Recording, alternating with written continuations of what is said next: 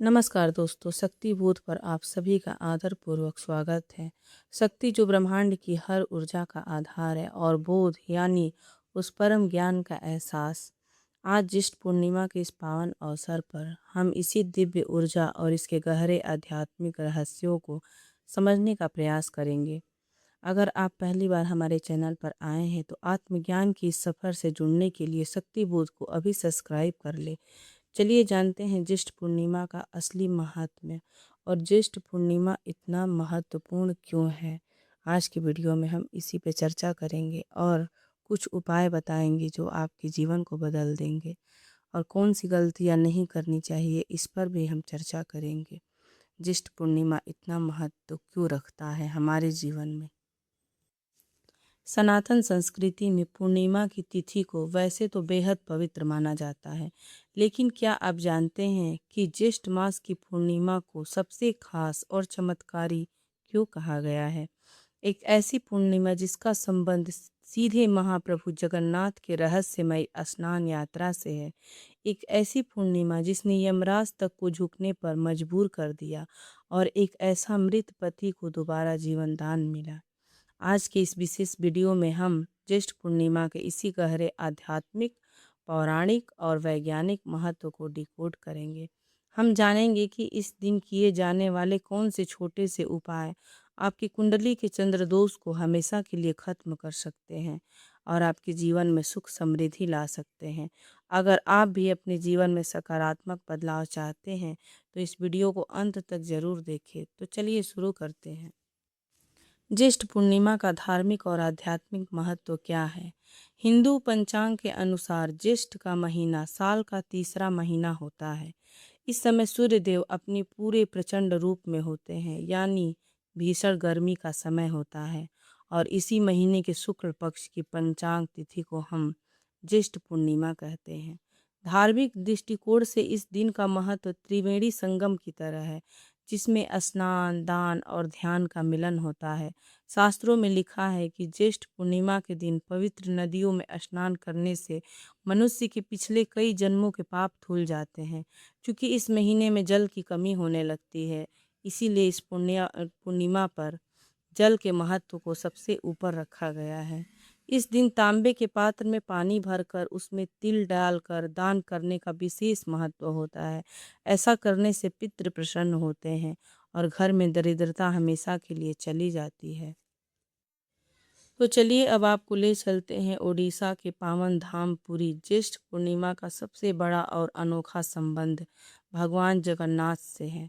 इस दिन को भगवान जगन्नाथ के प्राकट्य दिवस या जन्मदिन के रूप में मनाया जाता है।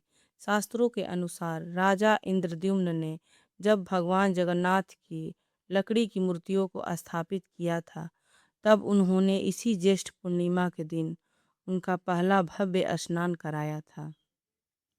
इस परंपरा को आज भी स्नान यात्रा या देवास्नान पूर्णिमा कहा जाता है। इस दिन मंदिर के कुएं, जिसे सुनार कुआं कहा जाता है, उससे 108 घड़ों में सुगंधित जल निकाला जाता है। इस जल से भगवान जगन्नाथ, भाई बलभद्र और बहन सुभद्रा को सरेआम स्नान कराया जाता है। इतने ठंडे और सुगंधित जल से स्नान करने के बाद भगवान जगन्नाथ बीमार तक पड़ जाते हैं। जी हाँ, उन्हें बुखार आ जाता है। इसके बाद अगले 15 दिनों तक भगवान को एक विशेष कक्ष में रखा जाता है, जिसे अनासर घर कहते हैं। इन 15 दिनों तक भक्तों के लिए मंदिर के कपाट बंद रहते हैं और भगवान को केवल जड़ी बूटियों का काढ़ा और सादा भोग लगाया जाता है। इसके बाद ही आषाढ़ महीने में विश्व प्रसिद्ध रथ यात्रा निकाली जाती है। सोचिए, भगवान को भी इंसानी रूप में दिखाने वाली यह लीला कितनी अद्भुत है। और दोस्तों, ज्येष्ठ पूर्णिमा को एक और नाम है वट पूर्णिमा। जी हाँ, उत्तर भारत में जहाँ ज्येष्ठ अमावस्या को वट सावित्री का व्रत रखा जाता है, वहीं महाराष्ट्र, गुजरात और दक्षिण भारत के कई हिस्सों में ज्येष्ठ पूर्णिमा के दिन सुहागिन महिलाएं अपने पति की लंबी उम्र के लिए वट पूर्णिमा का व्रत रखती हैं। इसके पीछे की पौराणिक कथा बेहद प्रेरणादायक है। यह कहानी है सती सावित्री की, जिन्होंने यमराज से अपने पति सत्यवान के प्राण वापस मांग लिए थे। जब यमराज सत्यवान के प्राण लेकर जाने लगे तो सावित्री उनके पीछे पीछे चल दी। अपनी बुद्धिमानी, पतिव्रत धर्म और तर्कों से उन्होंने यमराज को प्रसन्न कर लिया। यमराज ने उन्हें वरदान मांगने को कहा। सावित्री ने बड़ी चतुराई से 100 पुत्रों की माता बनने का वरदान मांग लिया। अब चूंकि सावित्री एक पतिव्रता नारी थी, इसलिए बिना सत्यवान के जीवित हुए यह वरदान पूरा नहीं हो सकता था। विवश होकर यमराज को सत्यवान के प्राण वापस करने पड़े। यह पूरी घटना एक वट वृक्ष यानी बरगद के पेड़ के नीचे हुई थी। इसीलिए इस दिन सुहागिन महिलाएं बरगद के पेड़ की पूजा करती हैं, क्योंकि बरगद का पेड़ अमरता और दीर्घायु का प्रतीक माना जाता है। दोस्तों, हमारी सनातन संस्कृति केवल कथाओं पर आधारित नहीं है, इसके पीछे गहरा विज्ञान भी है।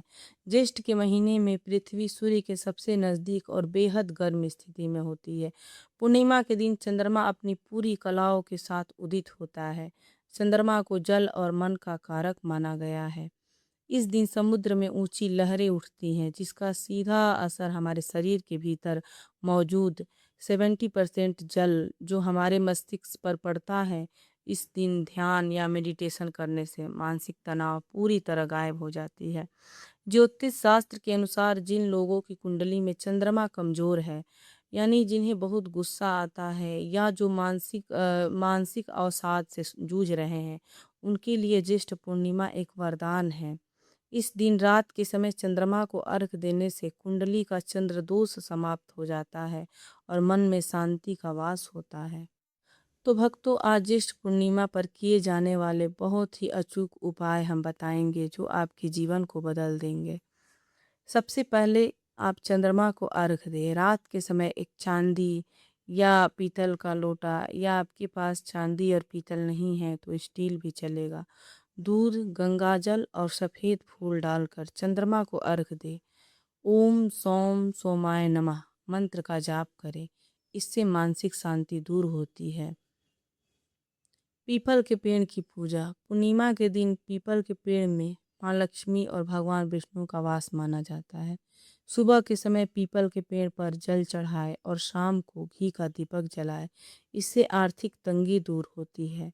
तीसरा, सफ़ेद वस्तुओं का दान करें। इस दिन चावल, चीनी, दूध या सफ़ेद कपड़ों का दान किसी ज़रूरतमंद को करें। या आप खीर बना के लक्ष्मी नारायण को आप भोग लगा के इसे कुंवारी कन्याओं को आप खिला सकती हैं। इससे कुंडली में चंद्रमा मजबूत होता है। चौथा, सत्यनारायण भगवान की कथा। अपने घर में सुख शांति के लिए इस दिन भगवान सत्यनारायण की कथा का श्रवण वाचन जरूर करें, या किसी पंडित या ब्राह्मण को बुलाकर कथा जरूर करवाएं। इन उपायों से आपके जीवन में बहुत ही बड़ा बदलाव आएगा। तो दोस्तों, यह था ज्येष्ठ पूर्णिमा का वह अद्भुत रहस्य और महत्व जो इसे साल की सबसे बड़ी पूर्णिमाओं में एक बनाता है।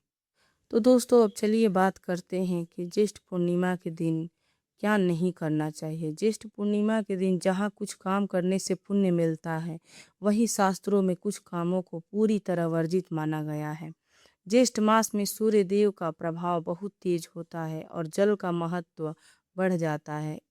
इसीलिए इस दिन की गई गलतियां जीवन में चंद्रदोष को आर्थिक तंगी ला सकती हैं। तामसिक भोजन और नशा न करें। मांस मदिरा का त्याग। इस दिन लहसुन, प्याज, मांस या शराब का सेवन बिल्कुल न करें। सात्विकता अपनाएं। पूर्णिमा पर तामसिक भोजन करने से मन अनियंत्रित होता है और मानसिक तनाव बढ़ता है। जल की बर्बादी न करें। ज्येष्ठ का महीना भीषण गर्मी का होता है, इसीलिए शास्त्रों में इस दिन पानी बर्बाद करना महापाप माना गया है। दोष लगता है जल की बर्बादी करने से वरुण देव और चंद्र नाराज होते हैं, जिससे घर में पैसों की तंगी आती है। क्रोध पर नियंत्रण रखें। पूर्णिमा के दिन चंद्रमा के प्रभाव से भावनाएं तीव्र होती है। इस दिन घर में कलह, क्लेश या किसी से बहस न करें। अपमान से बचें। विशेष रूप से अपने माता पिता, गुरु, स्त्रियों और बुजुर्गों का अपमान न करें। चंद्रमा माता का कारक है। माँ को दुख पहुँचाने से भाग्य रूठ जाता है। ब्रह्म मुहूर्त में उठे। पूर्णिमा के दिन सूर्योदय के बाद देर तक सोए रहने से शरीर में नकारात्मक ऊर्जा आ जाती है, दिन में नहीं सोना चाहिए। इस पवित्र तिथि पर दिन के समय सोने से बचना चाहिए। यह समय मंत्र जाप और ध्यान के लिए उत्तम होता है। साफ सफाई का पूरा ध्यान दें। पूर्णिमा की रात माँ लक्ष्मी पृथ्वी पर भ्रमण करने के लिए आती हैं। जिस घर में गंदगी या अंधेरा होता है वहाँ दरिद्रता का वास हो जाता है। घर के मुख्य द्वार को साफ रखें और शाम को वहाँ दीपक जरूर जलाएं। उधार का लेन देन न करें।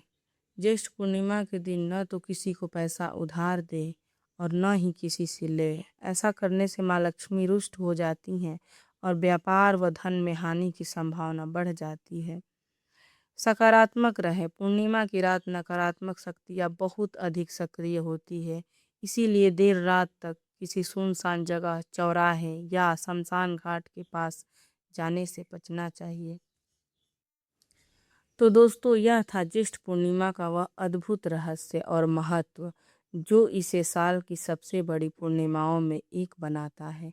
भगवान जगन्नाथ की कृपा और सती सावित्री का आशीर्वाद आप सभी पर बना रहे। यह जानकारी आपको कैसी लगी? क्या आप भी इस दिन वट पूर्णिमा का व्रत रखते हैं या पूरी की स्नान यात्रा के बारे में पहले से जानते थे? हमें कमेंट में ज़रूर बताएं। अगर वीडियो पसंद आया हो तो लाइक करें, अपने परिवार और दोस्तों के साथ शेयर करें और हमारे चैनल को सब्सक्राइब करना ना भूलें ताकि ऐसी ही दिव्य जानकारियाँ आपको मिलती रहे। मिलते हैं अगले वीडियो में, तब तक के लिए जय जगन्नाथ, नमस्कार।